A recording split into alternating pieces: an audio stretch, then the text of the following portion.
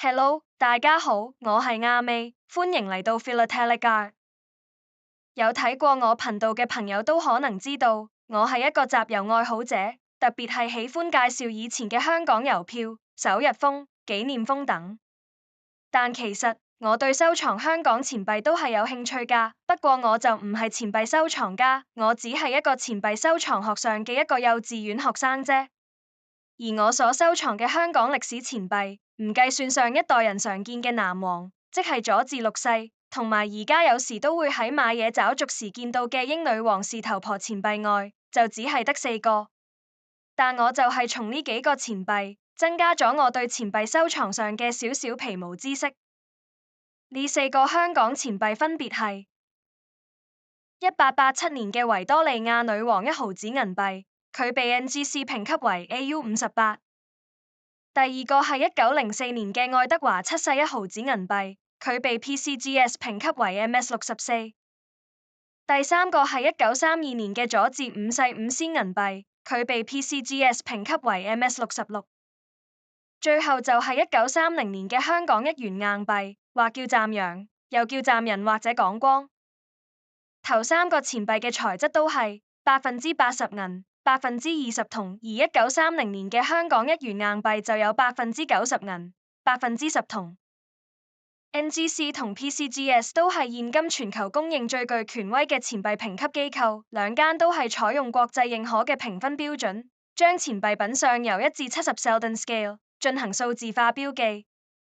AU 代表 About Uncirculated， 即係接近未流通嘅意思。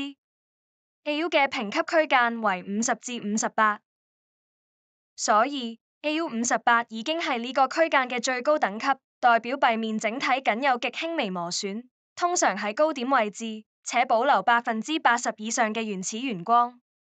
而 AU58再上一級就係 MS60 或者 PF60啦。MS 代表 Mint State， 即係未流通嘅意思 ，PF 就代表 Proof， 係精製嘅意思。MS 嘅評級區間為60至70。MS64係錢幣評級中嘅精選未流通等級，英文即係 Choice Uncirculated， 代表硬幣係未使用品。呢個級別硬幣保留完整造幣廠原光，僅有輕微嘅包裝刮痕，又或者有發絲痕，整體品相精美，注文辨識度極高。而 MS66係代表未流通過嘅高品相硬幣，係屬於極美品範圍，英文即係 Gem Uncirculated， 特點就係硬幣保存完好，光澤強烈，僅有極少數嘅細微刮痕或者鑄造瑕疵，焦點區域無明顯缺陷。喺錢幣分級體系裏面， MS66係位於高於平均水平嘅狀態，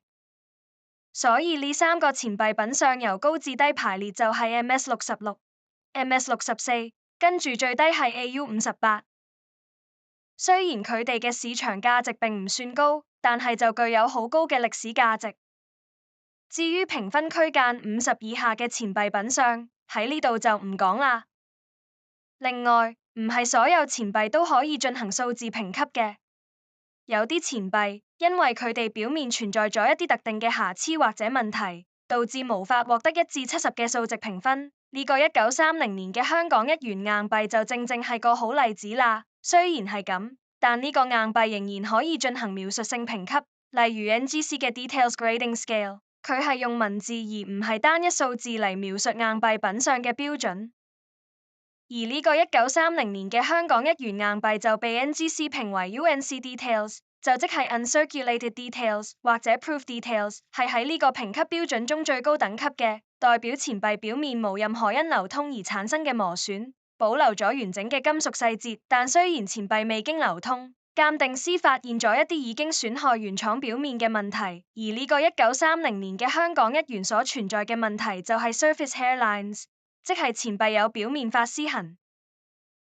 郵票同錢幣喺收藏嗜好上經常都歸為一類嘅，而我個人喺郵票收藏方面就相對比較廣闊，當中包括有郵票啦、首日封啦、紀念封、明信片、實寄封同埋其他郵政用品咁。但係喺錢幣收藏方面，我仍然停留喺幼稚園第一堂嘅程度咋，所以我仍然需要喺呢方面多作研究，希望日後可以有更多資料分享俾大家。多謝大家收睇呢套短片，如果喜歡就俾個 like 我啦，我亦歡迎大家向我反映任何需要改善嘅地方。多謝大家，下次見，拜拜。